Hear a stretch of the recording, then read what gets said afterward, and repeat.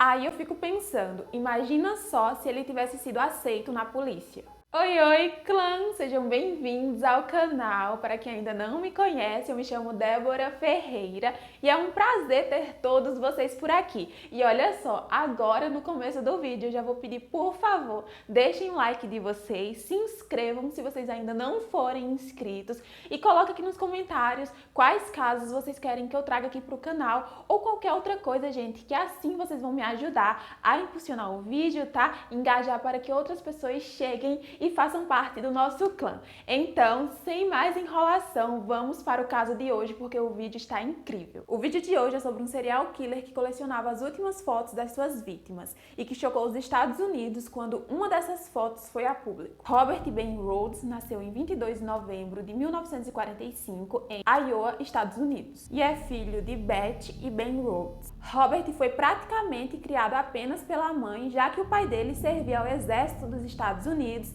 e quase nunca estava em casa. E quando isso acontecia, era praticamente para maltratar a esposa e os filhos. O pai dele passou um tempo servindo na Alemanha Ocidental e quando voltou para os Estados Unidos, começou a trabalhar como bombeiro. Existem algumas fontes que dizem que Robert foi abusado diversas vezes ainda na infância pelo próprio pai e que depois de algum tempo o pai dele acabou abandonando a família e ele foi criado definitivamente apenas pela mãe. Ele era considerado um bom aluno, mas desde cedo começou a se envolver em pequenos delitos e durante a adolescência, enquanto ainda estava no ensino médio, foi preso diversas vezes por se envolver em brigas de rua. Também foi preso aos 16 anos por adulterar um carro. Assim que terminou os estudos e completou 18 anos, em 1964, ele se alistou à Marinha dos Estados Unidos e nesse mesmo ano o pai dele foi preso por abusar de uma criança de apenas 12 anos. Enquanto aguardava julgamento, o pai dele se suicidou e ao saber disso, Robert disse que ficou com muita raiva quando soube o que o pai tinha feito e por ele ter tirado a própria vida sem pagar pelo que fez. O tempo de Robert na Marinha não durou tanto, já que em 1967 ele acabou sendo preso por roubo e um ano depois, em 1968, ele foi dispensado por desonra. Após ser dispensado da Marinha, ele começou a fazer uma faculdade, mas logo desistiu. Depois disso, tentou entrar para a polícia, mas logo foi dispensado por conta do seu histórico criminal. Aí eu fico pensando, imagina só se ele tivesse sido aceito na polícia. Ele era um homem desagradável que sempre se metia em algum tipo de problema. Trabalhou em supermercados, restaurantes e armazéns, mas sempre era demitido por alguma coisa errada que fazia. Ele se casou 3 vezes e teve um filho do seu primeiro casamento. Ao longo do tempo, ele foi desenvolvendo um vício sexual que só ficava mais forte e perigoso. Ele era conhecido pela fascinação da prática de dominação e submissão. Inclusive, essa foi uma das fantasias que ele usou no Halloween. A terceira esposa dele disse em entrevista que ele tinha práticas sexuais violentas, que falava frequentemente com ela sobre o desejo em fazer sexo grupal e sobre escravidão sexual. Ela disse que Robert tinha um prazer horrível em vê-la sentindo dor e que lembra perfeitamente quando precisou ser internada por lúpus e que Robert ficava extremamente excitado com os picos de dores causados pela doença. Falou que ele gastava todas as economias deles com profissionais do sexo e que certa noite um homem bateu na porta da casa deles. Quando ela atendeu a porta e perguntou quem aquele homem era, ele falou que Robert tinha contratado ele para ser o escravo sexual dela. Ela não aceitou o serviço e mandou o homem ir embora. Na década de 1970, Robert começou a trabalhar como motorista de caminhão e foi nessa profissão que ele encontrou a oportunidade de colocar em prática todas as fantasias da sua mente doentia. Ele transformou a cabine de dormir que ficava dentro do caminhão em uma sala de tortura.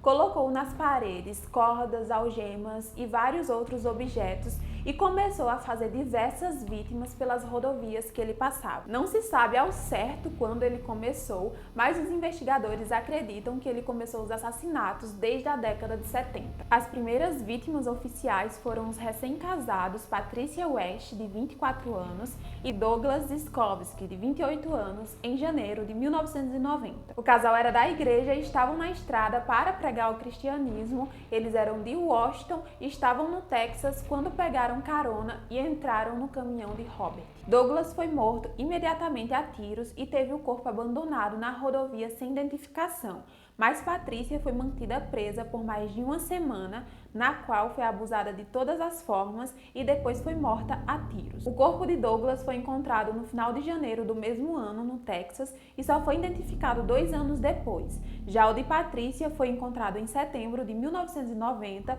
porém só foi identificado em 2003 por meio de registros dentários. Um mês depois, outro casal entrou no caminhão de Robert e eles se chamavam Regina Kay Walters, de 14 anos, e o seu namorado, Rick Lee Jones, de 18 anos, e eram de Pasadena, Texas. O casal de adolescentes estava fugindo de casa e decidiram pegar carona e infelizmente foi com Robert. Assim como fez com o primeiro casal, Rick foi morto imediatamente e teve seu corpo descartado às margens de uma rodovia no Mississippi e começou a brincar com Regina. Ele torturou e abusou da adolescente por mais de 2 semanas. Raspou o cabelo dela e a fotografou durante os abusos. Algumas dessas fotos ficaram conhecidas na internet, principalmente as que foram tiradas antes dela ser morta. Ele fez Regina colocar um vestido preto e salto alto que ele mesmo comprou, depois a fotografou e tirou a vida dela. Depois deixou o corpo dela em um celeiro abandonado em Illinois.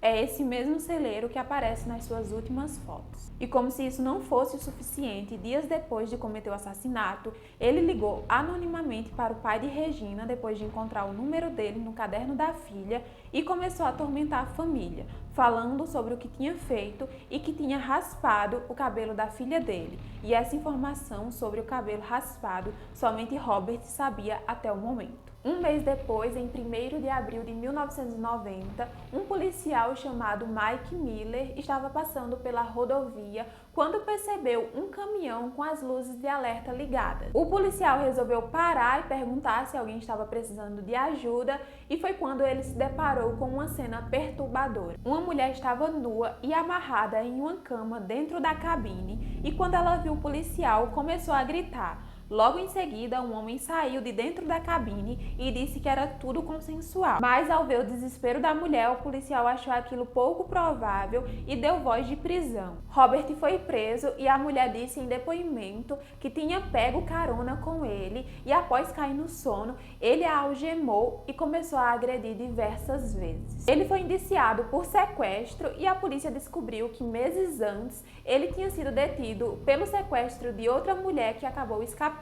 Ela disse que o homem a manteve presa durante vários dias, raspado seu cabelo e os seus pelos pubianos e abusado dela. Porém, quando Robert foi detido e ela foi chamada para o identificar, ela ficou com medo da polícia soltar ele, mesmo com a confirmação dele ser o agressor, e então retirou a queixa. Ao saber dessas informações, a polícia começou a vasculhar o caminhão e a casa de Robert e começou a encontrar vários objetos que eu já falei a vocês para que servia e várias fotos de mulheres cheias de hematomas. E entre essas fotos estavam as de Patrícia e Regina. O modus operandi de Robert era atrair as suas vítimas por meio de caronas. Se fosse um casal, ele matava o homem e deixava a mulher viva, a algemava, raspava os seus cabelos e pelos pubianos e a deixava presa. Depois tirava as suas vidas e descartava os corpos em beiras de estradas ou locais abandonados. Entre as fotos foi encontrada a foto de uma jovem que a polícia não conseguia identificar, até que em 2015 as agências policiais dos condados divulgaram a foto no Facebook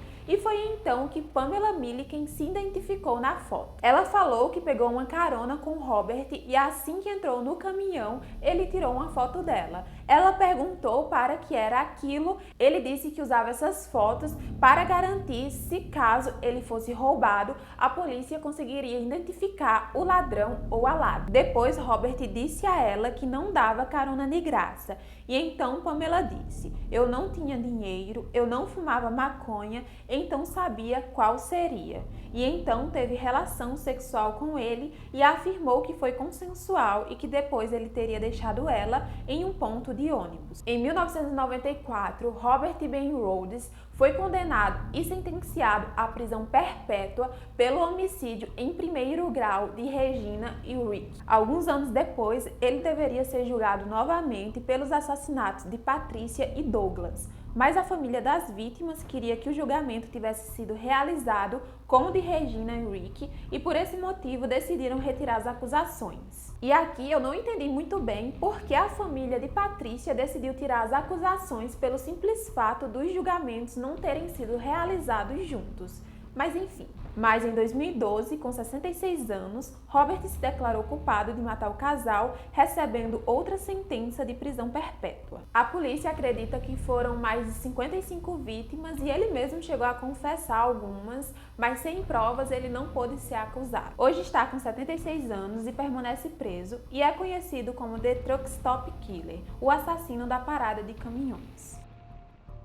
Esse foi o vídeo, gente. E aí, vocês conheciam o caso? Deixem aqui nos comentários. Deixem também sugestões para novos vídeos. Não esqueçam de deixar o like e se inscrever se ainda não forem inscritos. Me sigam nas minhas redes sociais, que vai estar passando por aqui, que todos os dias eu apareço por lá e também solto sempre mini casos para vocês. É isso, se cuidem, não falem com estranhos e até o próximo vídeo. Tchau!